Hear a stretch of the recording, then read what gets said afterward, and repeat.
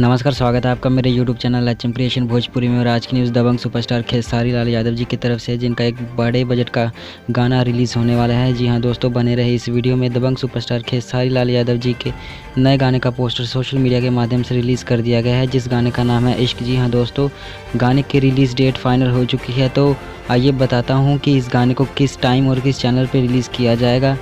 दोस्तों, इश्क गाने के राइटर यादव राज जी हैं और इस गाने को म्यूज़िक दिया है विनय जी ने। और ये गाना 22 दिसंबर को स्पीड रिकॉर्ड्स भोजपुरी के ऑफिशियल यूट्यूब चैनल पे सुबह 7 बजे रिलीज़ हो जाएगा। जी हाँ दोस्तों, 22 दिसंबर सुबह 7 बजे स्पीड रिकॉर्ड्स भोजपुरी के ऑफिशियल यूट्यूब चैनल पे रिलीज़ कर दिया जाएगा। और ये गाना ऑडियो में रिलीज़ होगा और इस गाने की वीडियो भी बन चुकी है और पूरी तरह कंप्लीट हो चुकी है।